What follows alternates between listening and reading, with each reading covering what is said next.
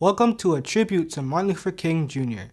As the city of Revere observes the holiday that honors the Baptist minister who became an icon of the civil rights movement across the United States in the 1960s. My name is Kyle, and I am a senior at RHS. I'll later be joined by Jasmine and Elizabeth, who are both seniors.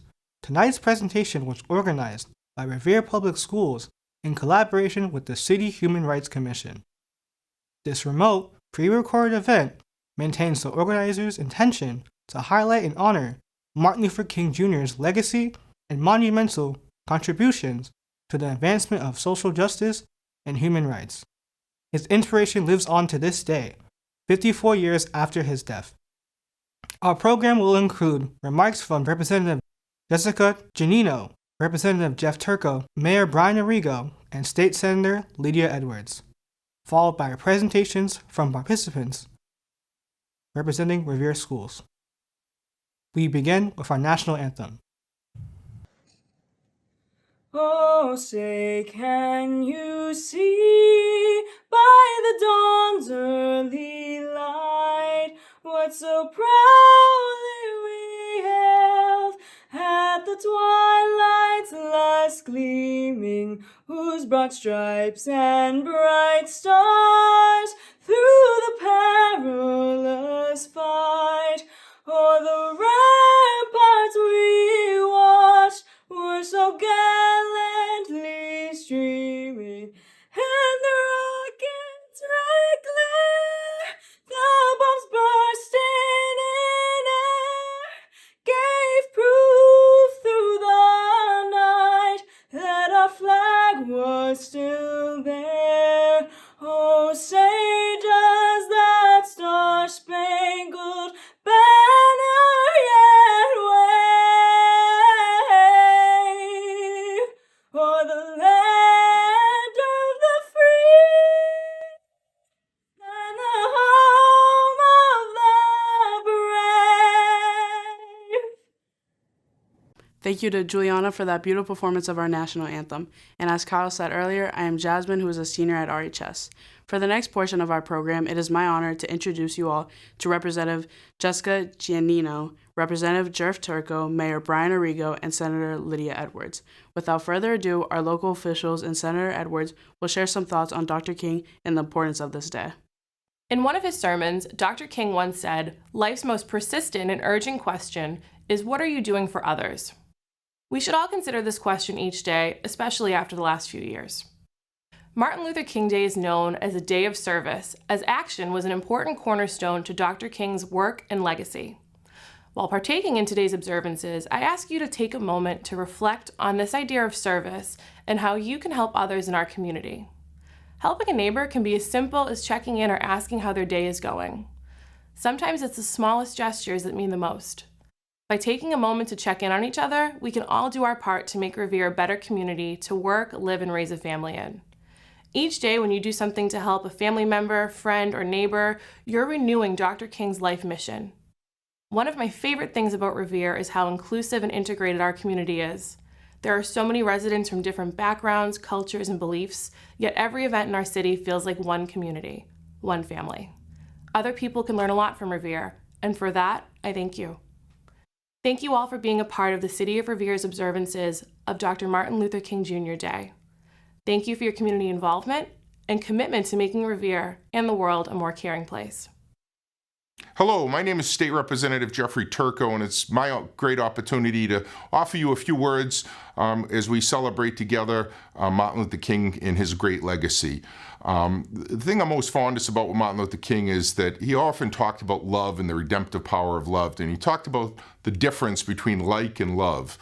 And when he talked about love, he said, or like is an emotional, sentimental thing, but love is something that overcomes everything. Love is something that really gives us the ability to redeem not just ourselves, but one another as well. And so, Martin Luther King, when we look at his legacy and we look at what he has meant for this country, someone that could have been filled with hatred, anger, and bitterness, instead spread the message of unity and love and breaking down barriers. And as we look at America today and the challenges we face, The fight that Martin Luther King fought so eloquently and so valiantly over his short life is something that we need to be reminded of each day today as we continue to make America a more perfect union, and as we strive to be better neighbors, friends, and frankly to love one another more. So it's my honor to offer these few words. I hope each of you have an opportunity to have a great day and really reflect on what the day means and talk to your friends, family, and neighbor about what it means and what Martin Luther King's legacy means. God bless. Have a great day. Thank you. Thank you, Representatives Giardino and Turco, for those words.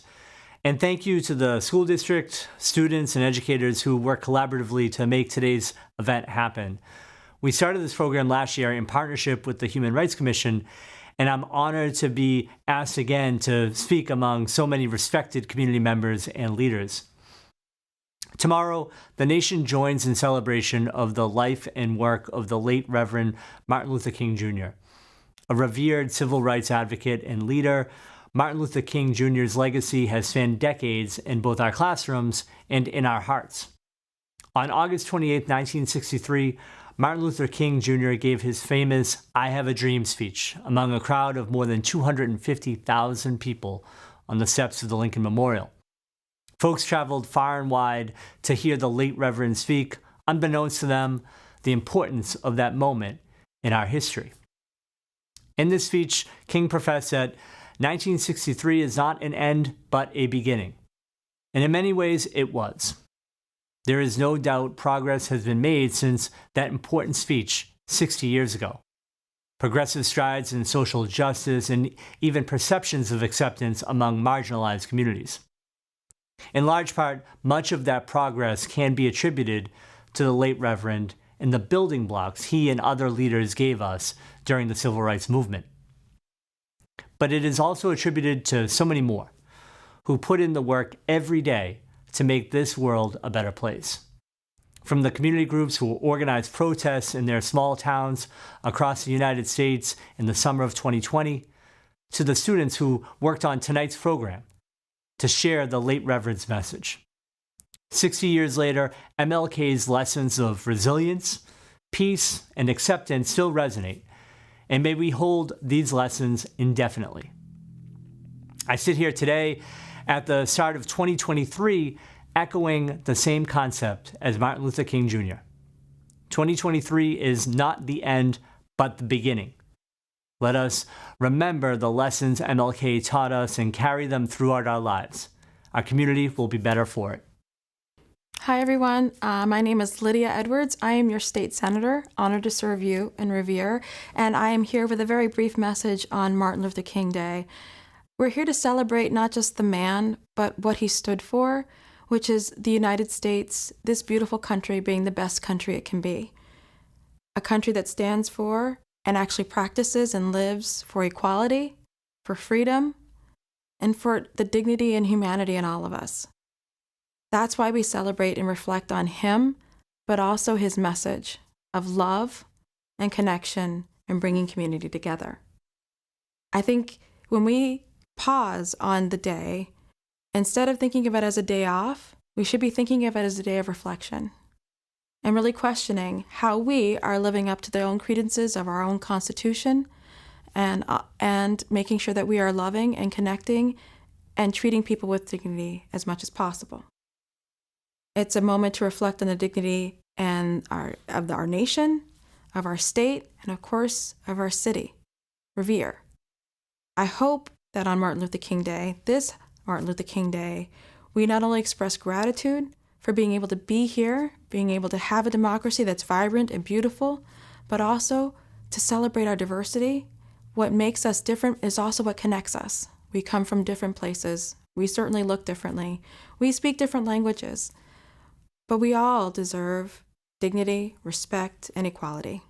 So I'm happy to celebrate and reflect on what I can do as your state senator to continue to push for that message as well as that reality for every single one of us. And I wish you all a very happy Martin Luther King Day. Thank you to our local officials and Senator Edwards. And as Kyle said earlier, I'm Elizabeth, who is a senior at RHS. For the next portion of our program, we have performances from RHS and the Paul Revere School students. First, RHS senior Nandy Wilson will read The Hill We Climb with accompanying images of MLK posters created by RHS students. This will be followed by Brittany McCarthy's first grade class and Lindsay Gonzalez, fourth grade class, performing music under the direction of Mr. Bren Glazer. When day comes, we ask ourselves, where can we find light in this? Never-ending shade, the loss we carry, a sea we must wade. We've braved the belly of the beast.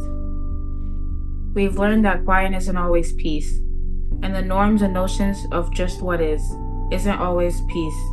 And yet the dawn is ours before we knew it. Somehow we do it. Somehow we weathered and witnessed the nation that isn't broken but simply unfinished. We, the successors of a country and the time where a skinny black girl, descended from slaves and raised by a single mother, can dream of becoming president only to find herself reciting for one. And yes, we are far from polished, far from pristine, but that doesn't mean we are striving to form a union that is perfect. We are striving to forge our union with purpose, to compose a country, committed to all cultures, colors, characters, and conditions of a man. And so we lift our gaze, not to what stands between us, but what stands before us. We also divide because we know to put our future first. We must first put aside our differences. We lay down our arms so we can reach out our arms to one another. We sneak harm to none and harmony for all. Let the globe, if nothing else, say, this is true, that even as we grieved, we grew, that even as we hurt, we hoped, that even as we tried, that we'll forever be tied together victorious, not because we will never again know defeat, but because we will never again sallow division. Scripture tells us to envision that everyone shall sit under their own vine and fig tree, and no one shall make them afraid. If we're to live up to our own time, then victory won't lie in the blade, but in all the bridges we've made. That is the promise to glade the hill we climb. If only we dare, it's because being American is more than a pride we inherit. It's the past we step into and how we repair it. We've seen a force that would shatter our nation rather than share it. We would destroy a country if it meant delaying democracy. And this effort very nearly succeeded, but while democracy can be periodically delayed, it can never be permanently defeated in this truth. In this faith, we trust. For a while, we have our eyes on the future. History has its eyes on us. This is the era of just redemption. We feared it in its inception. We did not feel prepared to be the heirs of such a terrifying hour, but within it, we found the power to author a new chapter, to offer hope and laughter to ourselves. So while once we asked, how can we possibly prevail over catastrophe? Now we assert, how could catastrophe possibly prevail over us? We will not march back to what was, but move to what shall be. A country that is bruised, but the whole benevolence, but bold, fierce, and free. We will not be turned around or interrupted by intimidation, because we know our inaction and our inertia will be the inheritance of the next generation. Our blunders become their burdens. But one thing is certain, if we merge mercy with might and might with right, then love becomes our legacy and change our children's bright birth. So let us leave behind a country better than the one we were left. With every breath, my bronze-pounded chest, we will raise this wounded world into a wondrous one. We will rise from the gold, climb the hills. We will rise from the wind, swept to the northeast where our forefathers first realized the revolution. We will rise from the lake, cities in the middle western. We will arise from the sun-baked south. We will rebuild, reconciled and recover in every known nook over our nation, and every corner call our country, our people diverse and beautiful. We'll emerge battered and beautiful. When day comes, we step outside of the shade. Aflame and unafraid, the new dawn balloons as we free it. For there was always light, if only we're brave enough to see it, if only we're brave enough to be it.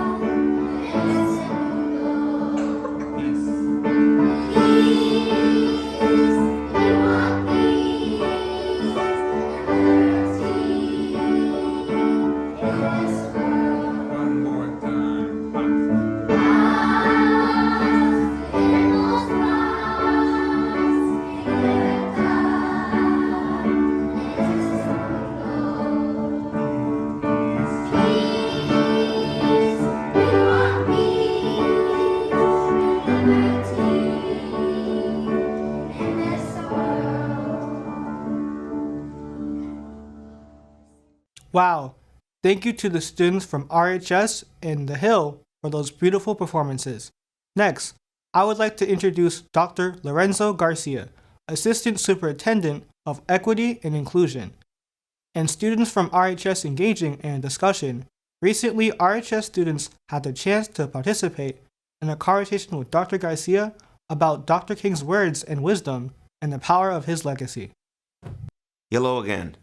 I'm Dr. Lorenzo Garcia, Assistant Superintendent of Revere Public Schools. Dr. King was an impressive and persuasive speaker.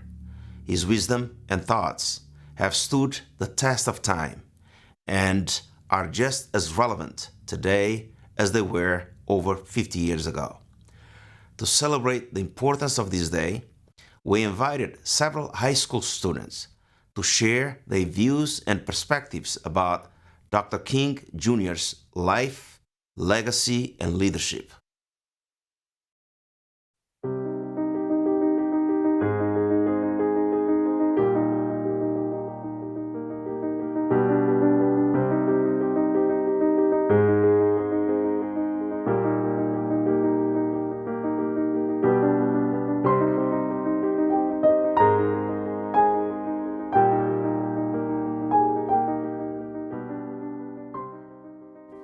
So my perception on this quote is that it is important to look beyond yourself and try to get out of that selfless and selfish, I guess, ideals that you might have. By darkness, I feel like you have to step outside of yourself and look into other people and their intersectional lenses and see how they view life. That way you're able to perceive the world how they perceive it, and they're able to perceive the world how you perceive it. And by communicating through the things that we do share in common, hopefully that commonality can drive us to become one and unite instead of separate. A way that I feel like I've added light into many people's lives, when I volunteered at the food pantry, 300 Winthrop Ave, the way that I was able to connect with many people is through the language that they spoke. So you might speak to a person, but the only way that you're able to get to their heart is by speaking the same language as them, showing that you have interest in them and wanting to get to know the person themselves. And every time I spoke or said like salam or hola, merci beaucoup, or spoke in French, Creole, any language that I spoke in, I always seen the other person kind of turn into a bright smile and respond back excitedly the fact that I took time to learn even a portion of their language and speak back to them. I feel like that drew darkness out of their heart, even if it was for a moment, and accept me just a little bit more.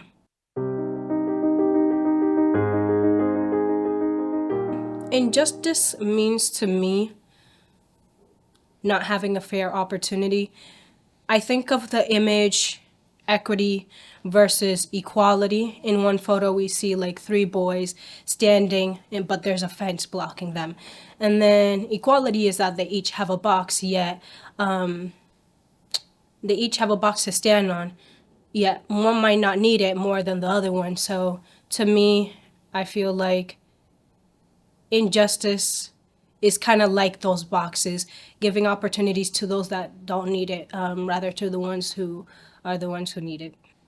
I feel like injustice can sometimes be committed subconsciously. Some people don't realize that they are putting this injustice upon other people, and that has to do with the perception and the lens that we look towards a person and the biases that come around that.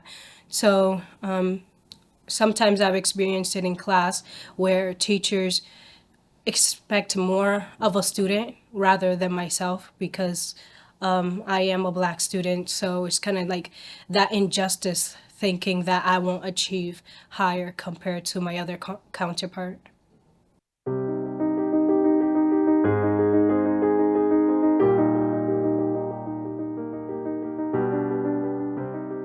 Love is one of the most powerful force that we have. And as Dr. King alludes to, it creates bond between people and brings friendships and disengages enemies or does anything of that nature.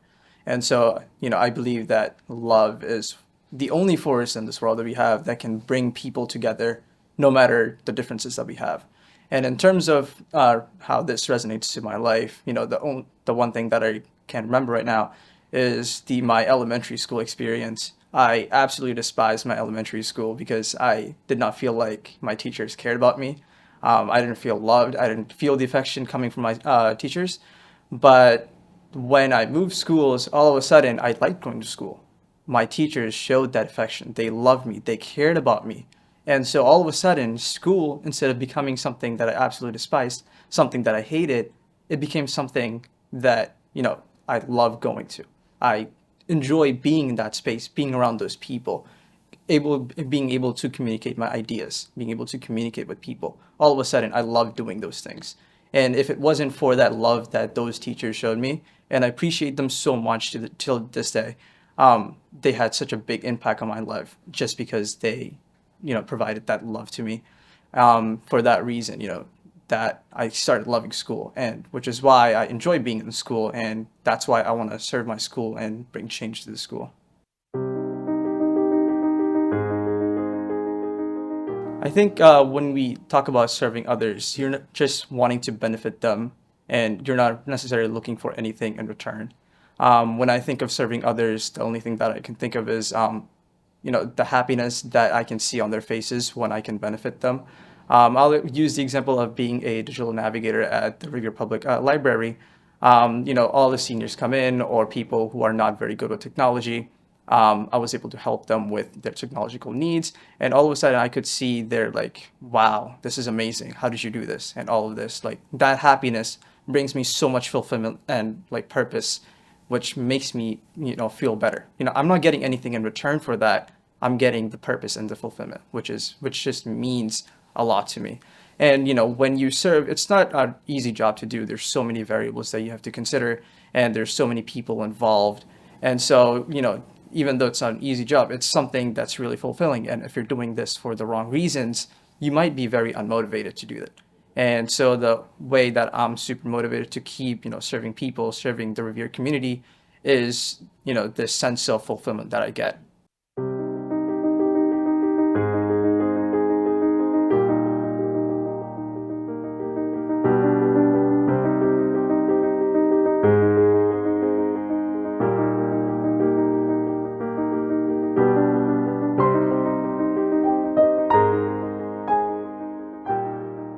Well, I think Dr. King wanted us to, people not to be defined by their past or their mistakes, but also I think he wanted us to see that there's a little bit of evil in all of us, and he wants us to realize that if we realize that there's like not everyone's perfect, we can realize to forgive and forget the mistakes people's done, and also we could just see everyone as a normal human being, not by their past or by their mistakes.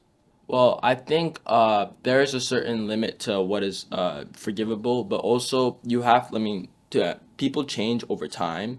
So if the amount the mistake is, you have to really view it as in like if it was what type of mistake it was, and just I don't know, just kind of just evaluate that and come to a conclusion.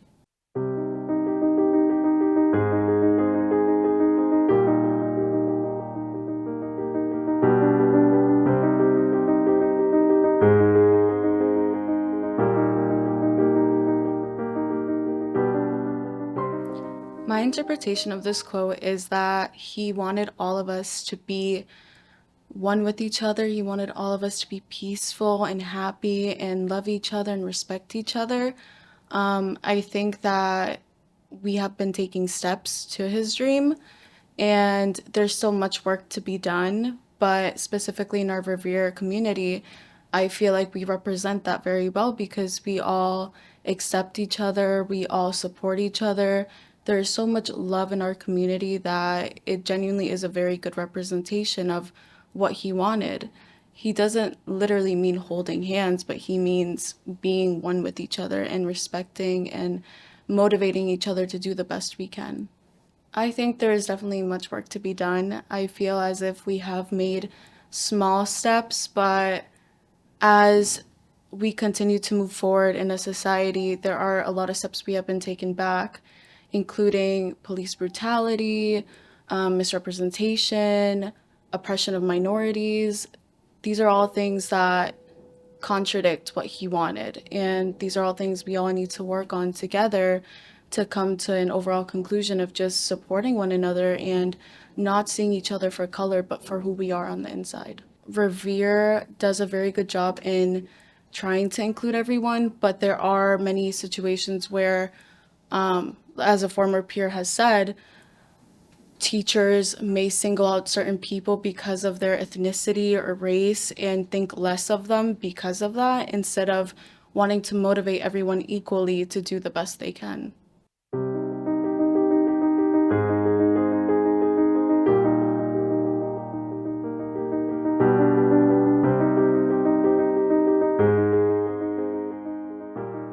I think issues like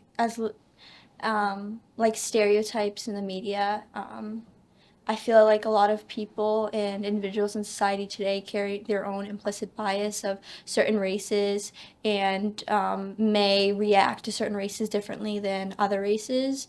So I feel like just having stereotypes that are in Western media continue to be an issue in society today, because as technology continues to progress, consumers continue to indulge in like media, and especially like Fox News and ones that are primarily conservative-based media outlets. And I feel like stereotypes is one specific issue, but it also can continue to touch on other issues and affect other issues like police brutality. And we can also talk about religious bias within the media and Islamophobia and how it's at its peak right now because of Western media. So I feel like issues like that, the media perpetuating certain stereotypes and standards, continues to be an issue in society today. And yeah, I feel like I've in the past experienced religious bias towards me because I'm Muslim, and there's certain Islamophobic remarks, and I feel like issues like racial bias, religious bias, are continue to be an issue, continue to plague society today, because certain people, whether they don't understand, like, if it's an issue because they grow up in an environment where they're surrounded with that certain behavior, or they're in classrooms where they grow up in that environment, or, they might take their religion out of context and perpetuate it to, their everyday life. And I feel like it has to do a lot with, like, who we surround ourselves with, and whenever we surround ourselves with an individual who perpetuates those stereotypes, we need to tell them to say, stop, and, and really allow them to reflect on what they're saying is not okay, and be the person to tell them to stop that day so that it doesn't continue to happen the next day.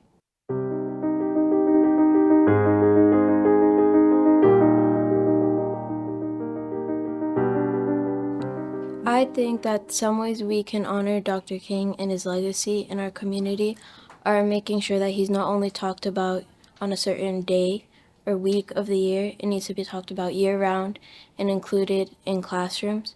And ways that we can do this is talk about things he believed in and make sure that kids that are younger understand the concept of what he was fighting for. Another way that we can include this is make sure that we fight for what we believe in, because I think that was his overall message besides unity and equality for everyone. As a student, I definitely don't see regression. I think that we're taking steps towards his vision, but then also this all can't be done in like a year or two. It's a long process that will be done, but overall the community is very inclusive towards everyone, and which is what he was fighting for, unity and for everyone to love each other. And although there are some missteps that we go through throughout the year and many times, overall we're getting closer to what he overall imagined us to be. I think that some advice I would give is to just overall be inclusive of everyone. I know that some people try and others don't, but I just think it's beneficial to everyone if we all make sure students feel included. And although some students may seem detached, as if they don't care much about school, they do, and they just want to feel like someone cares.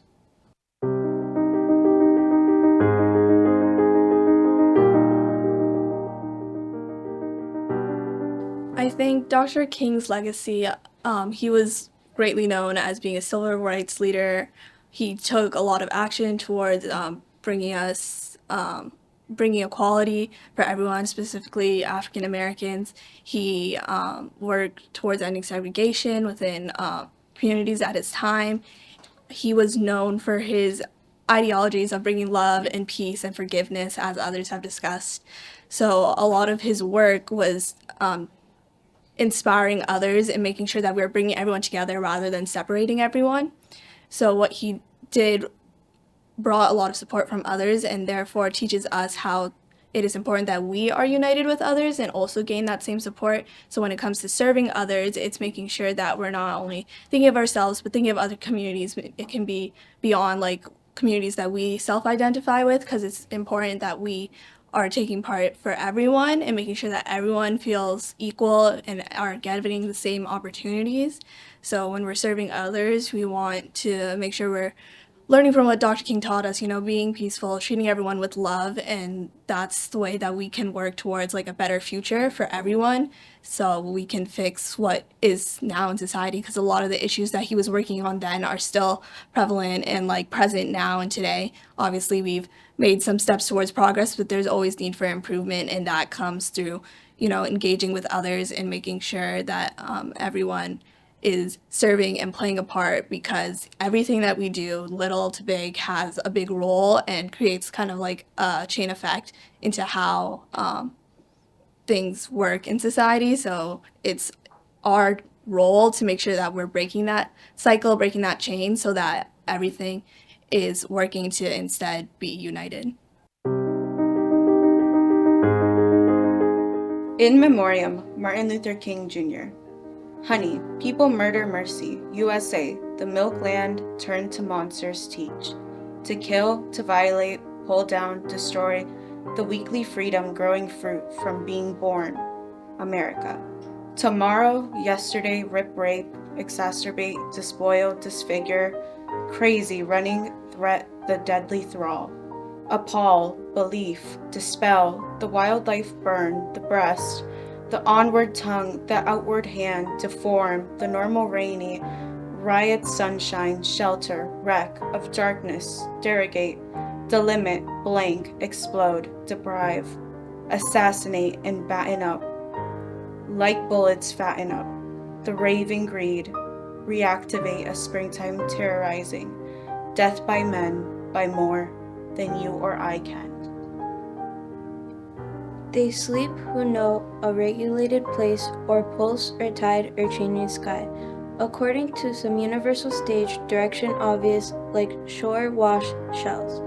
We share an afternoon of morning in between no next predictable except for wild reversal, hearse rehearsal, bleach the black lung lunging, ritual of fright, insanity and more, deplorable abortion, more and more. To end our conversation on Dr. Martin Luther King Jr.'s life and legacy, I would be remiss not to express my deep gratitude and appreciation to our amazing students for their perspective on a leader whose leadership profoundly impacted the national consciousness of American people. Happy Martin Luther King Jr. Day. May Dr. King's legacy and leadership continue to guide us. Thank you. We would like to thank you for watching. And Kyle has the final word with thanking those who participated in this production. We offer heartfelt thanks to Mayor Arrigo, Senator Edwards, Representative Giannino, and Representative Turco, the RPS teachers and students who participated in this presentation, Dr. Garcia, Dr. Purder, Kenny Williams, Janine Garillo, Mara, Jackie McLaughlin, Ann Bolteris, Jamie Flynn, Paula Monto, Robert Dunbar, and Revere TV.